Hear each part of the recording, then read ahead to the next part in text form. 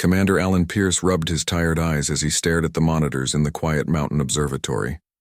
It was just past midnight, and the stars shone brightly on the screens that displayed feeds from the powerful telescopes.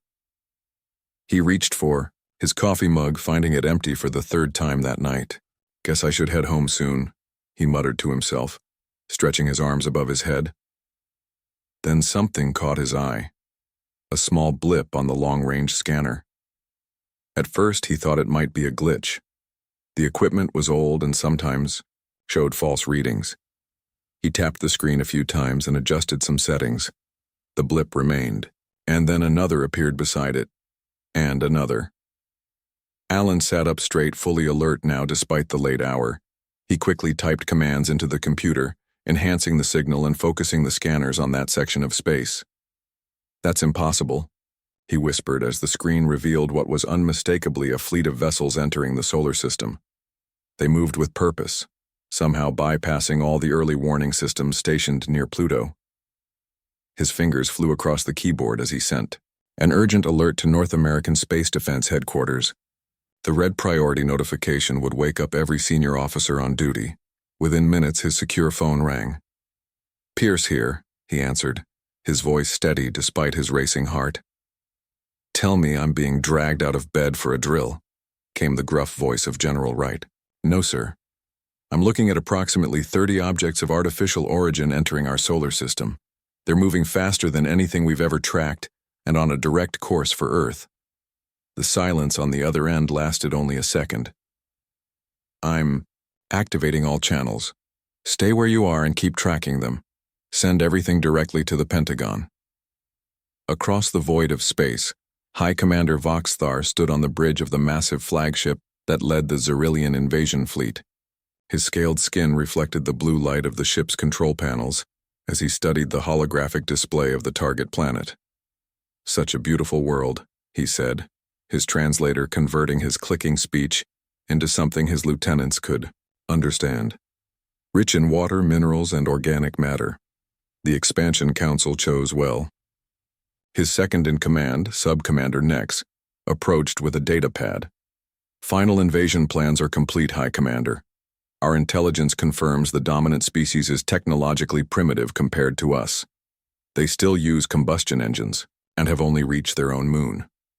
Voxthar nodded in satisfaction. "And their military capabilities?" "Fractured.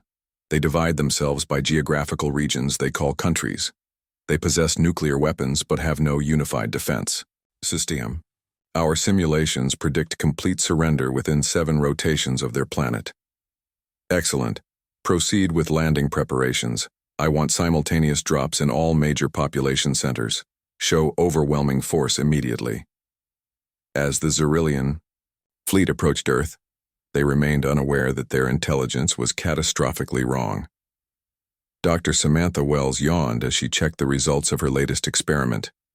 The biochemistry lab at the National Science Foundation in Washington, D.C. was empty at this late hour, just the way she liked it. No distractions, no graduate students asking questions, just pure science. The building shook suddenly, causing her coffee to spill across her notes. At first she thought it was an earthquake, but the rumbling continued and grew louder. It sounded like something massive was landing nearby. Samantha ran to the window just in time to see an enormous ship, at least the size of a football stadium, settling onto the National Mall. The trees bent from the force of its engines. The reflecting pool water rippled and splashed over its edges. Instead of running away, Samantha grabbed her phone and began recording. Her scientific curiosity overwhelmed any fear she might have felt.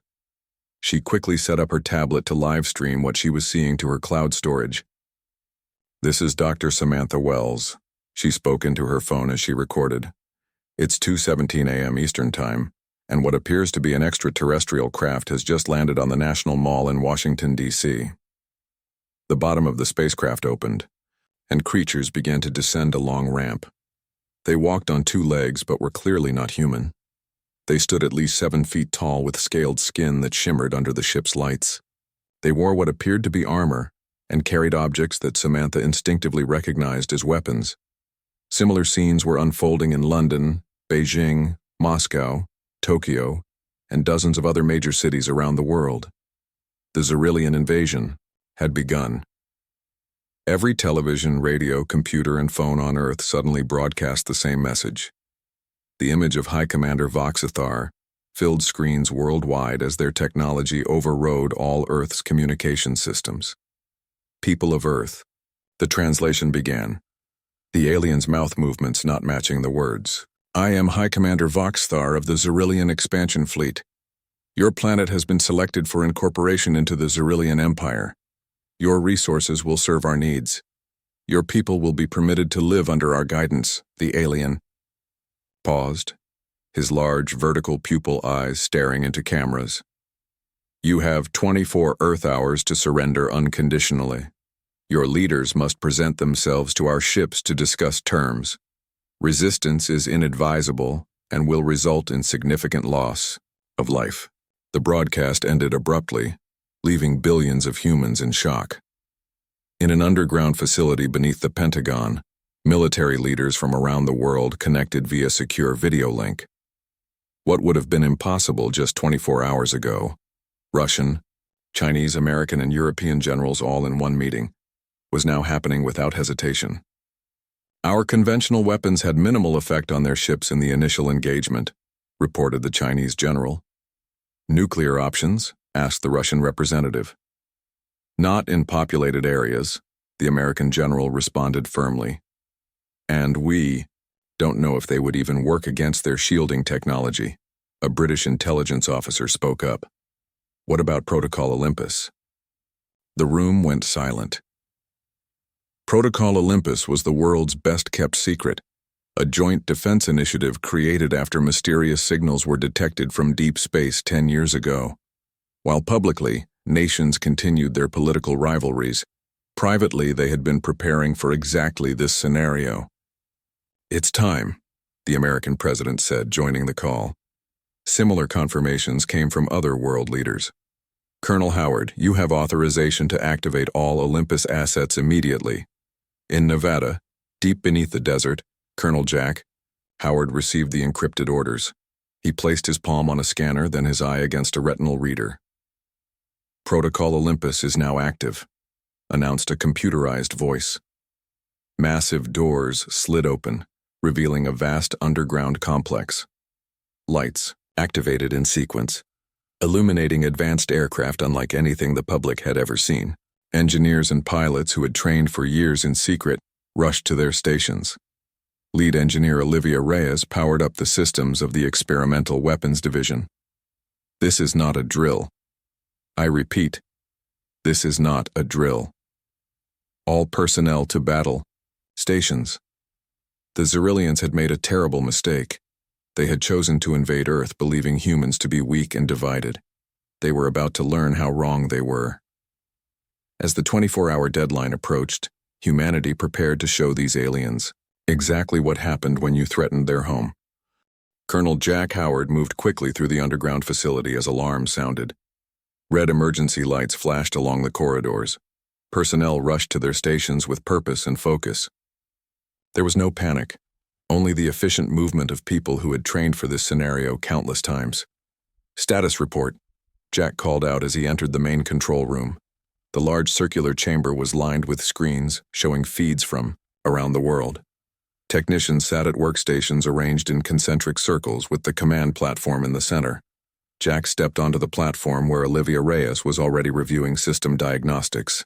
All systems coming online, Olivia said without looking up from her tablet. Her dark hair was pulled back in a tight ponytail, and her expression was focused. Shield generators are at 87% capacity and rising. Weapon systems are charging. Jack nodded. How long until we're fully operational?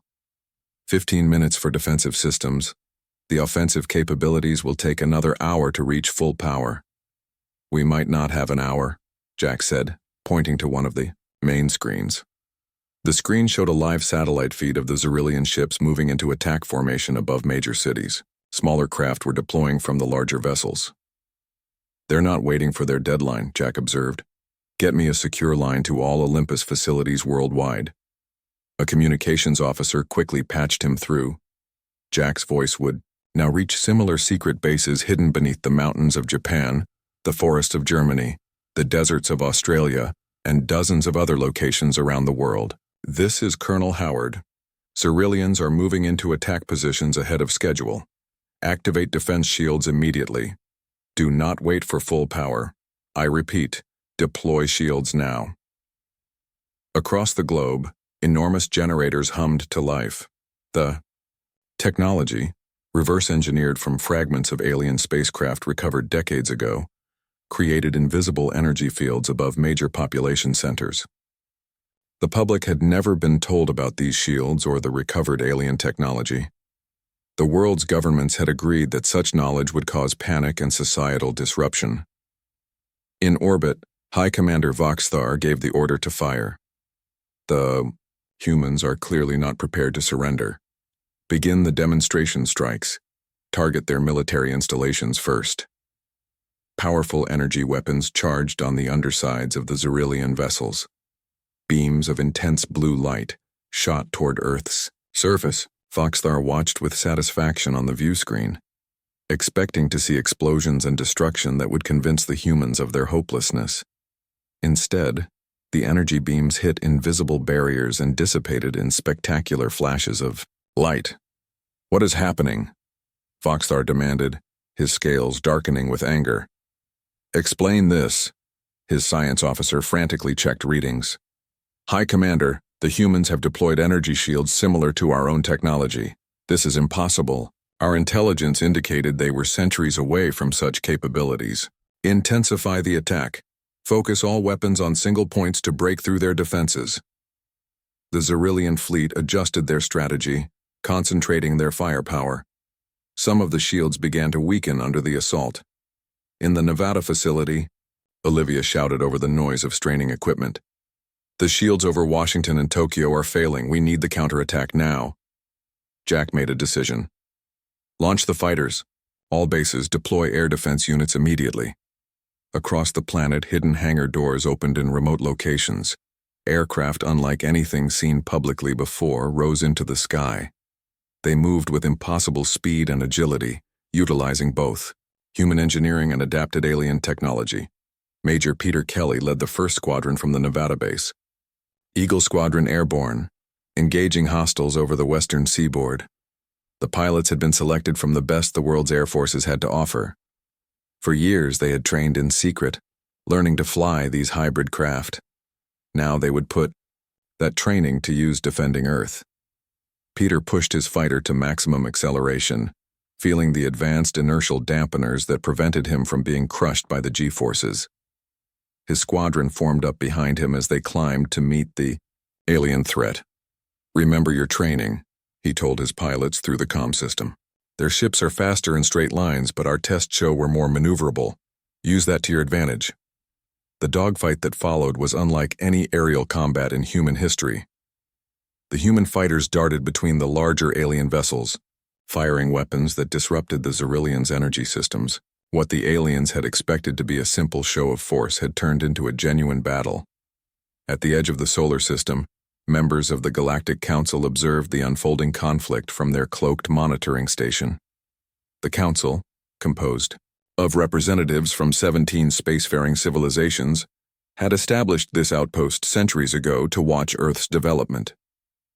"This is highly irregular," said Delegate Shinlo, her tentacles waving in agitation as she watched the battle displays. "The humans should not have this level of technology. They were classified as a Level 2 civilization." The senior observer, Tral Khan, stroked his whiskers thoughtfully. "Clearly, our assessment was flawed. Or perhaps what?" Shinlo asked. "Perhaps someone deliberately provided us with incorrect information about Earth's capabilities." Back on Earth, the battle raged in the skies. The Ceruleans had superior numbers, but the human pilots fought with unexpected skill and determination. For every human fighter that fell, they took down multiple enemy craft. In Washington, D.C., Dr. Samantha Wells had joined a group of civilians taking shelter in the basement of her laboratory building. She continued to document everything with her phone. "The alien ships appeared to be winning at first," she narrated quietly. "But then something happened. Some kind of invisible shield protected the city from their weapons. And now there are aircraft fighting them. Aircraft like nothing I've ever seen before. A thunderous explosion shook the building as a damaged Xerillian scout craft crashed nearby. Samantha risked a quick look outside through a small window. What she saw amazed her. Human fighters engaging with alien vessels directly above the National Mall aboard the Xerillian flagship. High Commander Voxthar received increasingly disturbing reports. "We've lost 20% of our initial attack force," Sub-Commander Nex reported. "The humans have technology that should be impossible for them to possess, and their pilots fight with unexpected ferocity." Voxthar's scales turned a pale blue, a sign of intense anger among his species. "Order all ships to pull back to high orbit. We need to reassess our strategy." As the Xerillian fleet retreated to regroup, cheers erupted in the underground command center in Nevada. "They're falling back," someone shouted. But Colonel Howard didn't join the celebration. "This was just the first wave," he said to Olivia. "They'll be back, and next time they'll be better prepared." Olivia nodded grimly. "But so will we. The main weapon systems are almost ready." Jack looked at the global situation map. The initial battle had been won, but at a cost. Several cities had taken damage from the attacks that had broken through the shields. Thousands of civilians were likely dead or injured. "Send recovery teams to all affected areas," he ordered, "and contact our sleeper agents in the major population centers. It's time to activate the ground forces." The battle for Earth had only just begun. High Commander Voxthar slammed his scaled fist against the holographic display table. The three-dimensional map of Earth flickered briefly from the impact. Around him, his military advisors stood in uncomfortable silence. "How could our intelligence be so wrong?" Voxthar demanded. His voice was a harsh series of clicks and hisses that the translation system converted to understandable speech. "Explain to me how a supposedly primitive species has technology that rivals our own." The intelligence chief, a smaller Xerillian with pale green scales, stepped forward. "High Commander, we based our assessment on standard observation protocols. All visible evidence classified the humans as a Level 2 civilization. Their public technology, their visible weapon systems, their space exploration capabilities, all pointed to a species at least 200 cycles behind us." "Yet they have energy shields," Voxthar said quietly, "and aircraft that can match our scout ships. This is Level 4 technology at minimum." Another advisor spoke up. "It appears they have been hiding their true capabilities. Perhaps they detected our long-range scans and created a deception." Voxthar turned to his tactical officer. "Prepare a ground assault. If we cannot break their defenses from orbit, we will establish bases on the surface and expand outward." On Earth, in the underground command center in Nevada, Colonel Jack Howard studied the satellite imagery showing the Xerillian fleet regrouping. "They're changing formation," he noted. "Looks like they're preparing dropships. We should expect ground forces soon." Olivia Reyes looked up from her workstation. "The shield generators need time to recharge after that first attack. We won't have full coverage for at least 6 hours." Jack nodded grimly. "Then we switch to ground defense. It's time to deploy the combat units." He pressed a button on the command console. "This is Colonel Howard to all Olympus facilities. Prepare to deploy ground forces. Priority to major population centers. Activate all combat exoskeletons." In a secure bunker beneath the ruins of what had once been a shopping mall in New York City, Major Diane Foster received the order. She turned to her team of 30 soldiers, men and women selected from special forces units around the world. "Suit up," she ordered. "We're going hunting." The soldiers moved quickly to the armory section of the bunker. Each stepped onto a platform where robotic arms began attaching pieces of advanced armor directly to their bodies. The exoskeletal combat suits enhanced their strength, speed, and durability. Built-in weapon systems included shoulder-mounted missile launchers and arm-mounted energy weapons, reverse-engineered from the same alien technology that had helped create the shields. Diane's suit was the last to be assembled. As the helmet sealed around her head, the heads-up display came to life, showing tactical information, team status, and environmental readings. "Comms check," she said. her voice slightly mechanized through the suit's speakers. One by one, her team confirmed their communications were working. "Our mission is to engage alien ground forces and protect civilians," Diane explained as they prepared to leave the bunker. "Intel suggests they're landing in Central Park. We'll intercept them there before they can move into the more densely populated areas." The team moved out, their powered armor allowing them to move at speeds impossible for an unassisted human. They reached Central Park in minutes, just as 3 Xerillian dropships were landing. "Take cover and prepare to engage," Diane ordered. Her team spread out, using trees and landscape features for concealment. The dropships opened, and alien soldiers emerged. They were tall, heavily armored, and carried energy weapons. What struck Diane immediately was how confidently they moved, as if they expected no serious resistance. "Fire on my mark," she said quietly into her comm. She waited until the maximum number of enemies were exposed. "Mark." 30 advanced weapons fired simultaneously. The first wave of Xerillians fell before they even realized they were under attack. Washington, D.C., Paul Chen worked frantically at his computer terminal. As one of the top communications experts at the National Security Agency, he had been brought to a secure facility as soon as the invasion began. His task? Crack the Xerillian communication encryption. "Almost there," he muttered to himself as lines of code scrolled across his screen. Around him, a team of the world's best hackers and code breakers worked on the same problem. A cheer went up from across the room. "We've got the carrier frequency," someone shouted. Paul nodded without looking up. "Good. Now we need the encryption key." His fingers flew across the keyboard as he implemented an algorithm of his own design.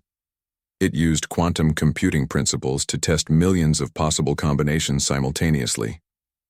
Come on," he whispered. Then suddenly his screen filled with alien text that began translating into English. "I'm in," Paul announced. "I've got access to their battle communications." The facility director rushed over. "Can you disrupt their communications?" Paul smiled. "Better than that. I can send false orders." At the edge of the solar system, the Galactic Council's observation post was now fully staffed. What had begun as a routine monitoring mission had become an emergency session as more council members arrived to witness the unexpected battle. "This cannot be allowed to continue," insisted Delegate Shinlo.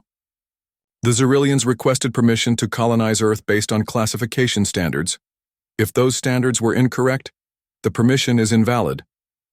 The senior observer, Tral Khan, raised a hand for silence. "The situation is more complex than it appears. Look at these sensor readings from the human defense systems." He displayed holographic images showing the internal workings of Earth's technology. Another council member gasped. "That's impossible. Those are components of Draconite design." Tral Khan nodded slowly. "Yes, somehow the humans have acquired and adapted technology from multiple galactic species. The question is, how?" Back in New York, Major Foster's team was engaged in intense combat with the Xerillian ground forces. The alien soldiers had recovered from their initial surprise and were now using more sophisticated tactics. "They're trying to flank us on the east side," warned one of Diane's soldiers through the comm. "Charlie team, reinforce the east position," Diane ordered. She fired her weapon at an approaching alien, the energy blast knocking it backward. What? The Xerillians had in numbers. The humans matched with their enhanced mobility and knowledge of the terrain. The park had become a battleground of energy weapons, explosions, and the mechanical sounds of the combat exoskeletons. Diane knew they couldn't hold indefinitely. "Control, this is Major Foster. We're engaging superior numbers in Central Park. Requesting air support." Colonel Howard's voice came through her helmet. "Air support is incoming, Major. Hold your position." Minutes later, the distinctive sound of the advanced human aircraft could be heard. 2 fighters screamed overhead, releasing precision strikes on the Xerillian positions. On the Xerillian flagship, High Commander Voxthar received disturbing news.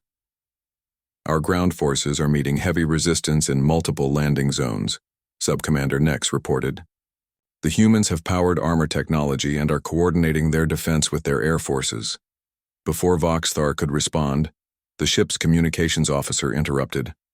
High Commander, we're receiving an incoming transmission from the Galactic Council. Voxthar's scales paled. Put it through. The holographic image of Tralcon, the senior council observer, appeared before him. High Commander Voxthar, the council has convened an emergency session regarding your invasion of Earth. New information has come to light that may affect your authorization to colonize this planet. What new information? Voxthar demanded. Earth may have been deliberately misclassified in the galactic records, Tralcon said gravely. We are sending a diplomatic vessel to investigate and potentially negotiate with the humans. You are ordered to cease your attack immediately. Voxthar's eyes narrowed. With respect, Counselor, retreating now would show weakness. Give me 12 more hours to secure a strategic advantage, and then I will welcome your diplomatic efforts. After the transmission ended, Voxthar turned to his weapons officer. Prepare the World Killer. If we cannot have this planet, no one will. Dr. Samantha Wells woke with a start. She was no longer in the basement shelter of her lab building. Instead, she found herself in a small metallic room with curved walls and strange lighting that seemed to come from the surfaces themselves. The air had an odd, sweet smell that made her slightly dizzy. Where am I? She mumbled, sitting up on what appeared to be some kind of examination table. Then she remembered. There had been a second wave of attacks. The building where she and others were sheltering had taken a direct hit. There had been chaos, dust, screaming, and then alien soldiers entering the basement.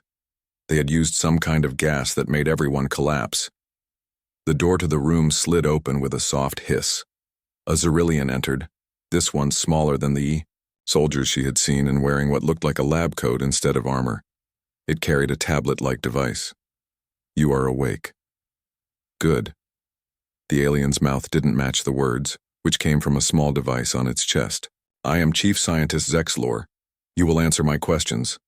Samantha tried to appear calm despite her racing heart. Where am I? Why did you take me? You are aboard our research vessel. Our soldiers found recording equipment on your person. You were documenting our arrival. This indicates higher intelligence than most of your species. You will help us understand human defense capabilities. Samantha realized she had an opportunity. If she was on their ship, she might learn valuable information. I'm just a biochemist, she said, trying to sound frightened and confused, which wasn't difficult. I don't know anything about military matters. The alien scientist tilted its head. Regardless, you will assist us in understanding your species. Follow me. Samantha was led through corridors filled with busy aliens. None of them paid much attention to her. Eventually, they reached what appeared to be a research center with multiple workstations and large screens displaying data. Sit, Zexlor ordered, pointing to a chair in front of a screen. You will identify these human facilities. The screen showed satellite images of what Samantha immediately recognized as military bases, but not ordinary ones. These were the hidden facilities that had deployed the fighters and defense systems. Facilities that, until yesterday, she hadn't known existed.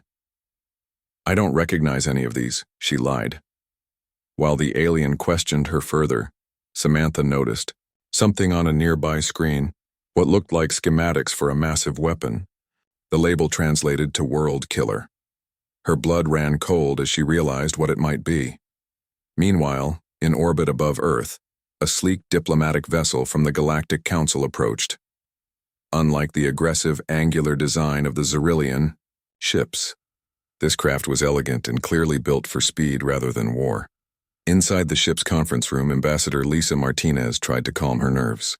Just 3 days ago, she had been the United States representative to the United Nations. Now she was about to become humanity's first official diplomatic contact with an interstellar governing body. Beside her sat General Scott Anderson, a stern-faced man with silver hair, who had been chosen as the military advisor for this historic meeting. Remember? General Anderson said quietly. Our priority is to get them to stop the Xerillian attack. Everything else is secondary. Lisa nodded. I understand. But this is also our chance to establish humanity's place in whatever galactic community exists out there. A soft tone sounded, indicating that the council representatives were arriving. The door slid open, and 3 aliens entered, each from a different species. The tallest had blue-tinted skin and 4 arms. It stepped forward. I am Zelthon, senior representative of the Galactic Council. With me are delegates Mira and Korzak. Mira appeared almost human except for her completely silver eyes and the gill-like structures on her neck. Korzak was short and stocky with tough bark-like skin and no visible nose. Thank you for meeting with us, Lisa said, rising to her feet. I am Ambassador Lisa Martinez, representing the nations of Earth. Zelthon gestured for everyone to sit. This situation is highly irregular. The Xerillian Empire filed a standard colonization request for your planet, which was approved based on Earth's classification as a Level 2 civilization. However, your defensive capabilities clearly demonstrate Level 4 technology at minimum. General, Anderson leaned forward. Which means their invasion was based on false information. Indeed, said Delegate Mira, her voice melodic and flowing. The question is, how did your species advance so quickly without detection? And more importantly, how did you acquire technology that appears to incorporate designs from multiple council races? Lisa and General Anderson exchanged glances. This was not a question they had prepared for. Perhaps, Lisa suggested carefully, we should focus first on stopping the current conflict. Thousands of our people have already died. Agreed, rumbled Korzak in a deep, gravelly voice.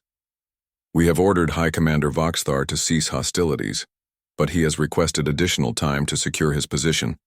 This is unacceptable. There is something else you should know, General Anderson said grimly. Our intelligence suggests the Xerillian flagship is preparing a planet-killer weapon. The 3 council members showed visible shock. Zelthon's 4, hands clenched into fists. This violates multiple council laws. Such weapons are forbidden except in extreme circumstances. Back at the Nevada Command Center, Colonel Jack Howard received an urgent message from Paul Chen. Colonel, I've been intercepting their communications. They're preparing something called a gravitational collapse device, some kind of weapon that can disrupt the planet's core. They're planning to use it in the next 6 hours. Jack's face hardened. Can you pinpoint the location of this weapon? It's on their flagship in high orbit. But there's more. They're holding a human prisoner aboard their research vessel, a Dr. Samantha Wells. She's managed to access their database and is transmitting data to us. Jack turned to Olivia. Is there any way we can get a team up there? Olivia thought for a moment. The advanced shuttles might make it, but they weren't designed for space combat. It would be a suicide mission. Get me Major Foster, Jack ordered. When Diane's face appeared on the screen, she looked exhausted but determined. Her team had been fighting non-stop in New York for hours. Major, we have a critical situation, Jack explained. The enemy has a planet-killer weapon and a human prisoner. We need a small team to infiltrate 2 different ships in orbit. My squad is ready, sir, Diane replied without hesitation. This is beyond anything we trained for, Jack warned. Diane's expression didn't change. With respect, sir, it's our planet. We'll find a way. Jack nodded. Report to the Nevada facility immediately. We'll brief you on the shuttle capabilities. On the Xerillian flagship, High Commander Voxthar received troubling news from his communications. Officer, our systems are being compromised. Someone is sending false orders to our ground troops. Voxthar snarled. How is this possible? The humans have broken our encryption. They're causing confusion among our forces, sending contradictory commands. Change all communication protocols immediately, Voxthar ordered, and accelerate the preparation of the gravitational collapse device. The Council has turned against us, so we must force the humans to surrender before they can intervene. Sub-Commander Nex approached cautiously. High Commander, using the World Killer will violate our standing with the Council. There will be severe consequences. Voxthar fixed his subordinate with a cold stare. If we return to Xerillia having failed in our mission, Our people will continue to starve as our resources dwindle. I would rather face the Council's punishment than watch our civilization collapse. He turned to look at the view screen showing Earth below them. Blue, green, and beautiful. 6 hours, he said quietly. In 6 hours, either the humans surrender or their world dies. The advanced shuttle moved silently through space, its stealth systems making it nearly invisible to Xyrillian sensors. Inside, Major Diane Foster and her team checked their equipment one final time. Their exoskeletal combat suits had been modified for space operations, with built-in life support and maneuvering thrusters. Remember the plan, Diane said to her team of 6 soldiers. Charlie team will board the research vessel to extract Dr. Wells. Delta team will come with me to the flagship to disable the weapon. The pilot's voice came through the comm system. 2 minutes to separation point, all systems nominal. Colonel Jack Howard's voice followed. Major Foster, this is Control. We've uploaded the latest schematics Dr. Wells transmitted. The gravitational collapse device is located near the flagship's power core. Copy that, Diane replied. Any update? On defensive systems? Their internal sensors will detect you once you're aboard. Speed is your only advantage. The shuttle slowed as it approached the massive Xyrillian fleet. From this close, the flagship was enormous, at least a mile long, with weapon emplacements along its hull. Separation in 3, 2, 1, the pilot announced. The shuttle split into 2 smaller craft. One veered toward the research vessel while Diane's headed for the flagship. As they approached, Diane saw the huge ship's engines glowing bright blue. It was preparing to move. All team members prepare for boarding, she ordered. Magnetic grapples ready. Her craft positioned itself beneath the flagship's hull, near what their intelligence indicated was a maintenance airlock. The 3 soldiers fired their magnetic grapples, which attached to the hull with dull thuds that reverberated through their suits. Cutting commenced, reported Corporal Ben Adams, activating a laser cutter that began slicing through the hull metal. Within minutes, they had created an opening large enough to enter. One by one, they pulled themselves through, closing the makeshift hatch behind them to prevent atmosphere loss. Inside, they found themselves in a dimly lit maintenance corridor. Diane checked her suit's scanner. Life signs show most crew are concentrated in the command sections, she said quietly. The weapon should be 2 levels down. Move out. Meanwhile, aboard the research vessel, Dr. Samantha Wells had been working methodically on her escape plan. Left alone at a computer terminal, she had managed to access the ship's systems using knowledge gleaned from observation.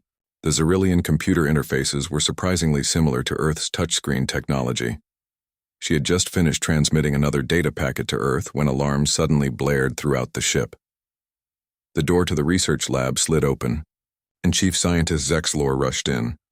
The flagship is under attack, the alien scientist said, clearly agitated. You must return to your holding cell. Before Samantha could respond, the lab doors exploded inward. 3 human soldiers in combat exoskeletons entered, weapons raised. Dr. Wells, one called out. We're here to extract you. Samantha couldn't help but smile. Perfect timing. On the flagship, Diane's team moved quickly through the corridors, encountering minimal resistance. Most of the crew were at battle stations, preparing for a potential attack from Earth or the Galactic Council. According to the schematics, the control room for the weapon should be just ahead, Diane whispered as they approached a sealed door. Corporal Adams placed breaching charges on the door. Charges set. Stand clear. The explosion blew the door inward. Diane and her team rushed through, weapons ready. Inside, they found 5 Xyrillian technicians working at control panels surrounding a pulsing, spherical device about 3 meters in diameter. The technicians reached for weapons, but the humans were faster. Stunner blasts knocked 4 of them, unconscious. The 5th raised his hands in surrender. Secure the room, Diane ordered.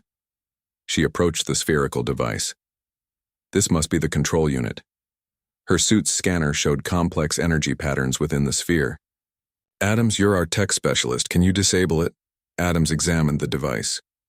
The technology is advanced, but the principle seems similar to our quantum field disruptors. I need about 5 minutes. Make it 3, Diane said, checking the door. We won't be alone for long. In the diplomatic vessel orbiting Earth, Ambassador Lisa Martinez made a bold decision. General Anderson had been called away to consult with Earth's Defense Command, leaving her alone with the Galactic Council representatives. I believe I understand what has happened, she said, addressing the 3 aliens. You mentioned Earth was misclassified. I think I know why. Zelthon leaned forward. Please explain. The Draconites, Lisa said. From what you've told me about galactic politics, they are rivals of the Xerillians. I believe they deliberately manipulated your records to make Earth appear less advanced than it is. Mira's silver eyes widened. For what purpose? To lure the Xerillians into a trap. A costly war they weren't prepared for. But they didn't expect us to win. They simply wanted to weaken the Xerillian fleet. Korzak rumbled thoughtfully. This would explain the inconsistencies. But Earth's advanced technology... Lisa took a deep breath. Over the past 70 years, several alien craft have crashed on our planet. Our governments kept them secret from the public, but studied the technology. What you're seeing now is the result of decades of reverse engineering. The 3 council members exchanged glances. If what you say is true, Zelthon said slowly, then the Xerillians are victims of manipulation, but their use of a planet-killer weapon is still forbidden. Which is why we need your help to stop them, Lisa urged. On the flagship, alarms blared, as Xerillian soldiers rushed toward the weapon control room. Diane and her team had barricaded the doors, but it wouldn't hold for long. How much longer? She asked Adams, who was deep in concentration as he worked on the device. Almost there, he replied. The system has multiple redundancies. I need to bypass them all, or it will simply restart. The door shuddered as something heavy slammed against it. 30 seconds, Diane warned, positioning herself to defend Adams. Suddenly a new voice came over the ship's communication system, speaking in the Xerillian language but clearly being translated. This is Zelthon of the Galactic Council. High Commander Voxthar, by authority of the Council, you are ordered to stand down immediately. Your invasion was based on falsified information, and your use of a prohibited weapon constitutes a grave violation of Council law. The pounding on the door stopped. The voice continued. All Xerillian personnel, your commander has been deceived. Earth was deliberately misclassified by Draconite agents to lure you into conflict. Cease hostilities immediately. Adams looked up from the device, which was now dark and inactive. I've done it. The weapon is disabled. Before Diane could respond, the door slid open. They raised their weapons, expecting Xerillian soldiers. Instead, High Commander Voxthar himself stood there, flanked by 2 guards. For a tense moment, no. One moved. Then, to everyone's surprise, Voxthar dismissed his guards. Your people fought well, the alien commander said, his translator conveying his words. And it seems we were both manipulated into this conflict. Diane kept her weapon raised. That doesn't excuse trying to destroy our planet. No, Voxthar agreed. It does not. But perhaps we can find a better way forward. 2 weeks later, a ceremony took place aboard the Galactic Council's diplomatic vessel. Ambassador Lisa Martinez signed the formal document granting Earth provisional membership in the Galactic Council. Representatives from 17 species watched, including a subdued Voxthar. After the signing, Lisa joined Dr. Samantha Wells and Major Diane Foster at a viewport overlooking Earth. It's hard to believe how much has changed in just 2 weeks, Samantha said. The world is still in shock, Diane agreed. Finding out we're not alone in the universe is one thing. Learning we're now part of an interstellar community is another. Entirely, Lisa smiled. The technology exchange agreement with the Council will advance our science by centuries, and the Xerillians will get the resources they need through legitimate trade rather than conquest. Speaking of which, Samantha said, nodding toward Voxthar, who was approaching them. The Xerillian commander stood awkwardly before them. I wish to formally apologize for my actions. My people were desperate, but that does not justify what I attempted to do. Actions have consequences, Lisa said firmly, but we're willing to move forward. As Voxthar departed, Zelthon joined the three. Humans. The Council is most impressed with how quickly your species has adapted to these revelations, the four-armed alien said. Many civilizations take decades to adjust to joining the galactic community. Diane laughed. If there's one thing you'll learn about humans, it's that we're incredibly adaptable. Indeed, Zelthon agreed. Though I must warn you, not all species in our community will welcome your arrival. Your reputation for resourcefulness and combat prowess has spread quickly. They'll get used to us, Lisa said confidently. After all, we're here to stay. As the diplomatic vessel began its journey to the Council homeworld, with Earth's first official delegation aboard, a message was sent to all Council races. It contained a simple warning that would soon become famous throughout the galaxy. Beware of the humans. They look harmless until threatened. And if you're thinking of invasion, remember what happened to the last species that chose Earth.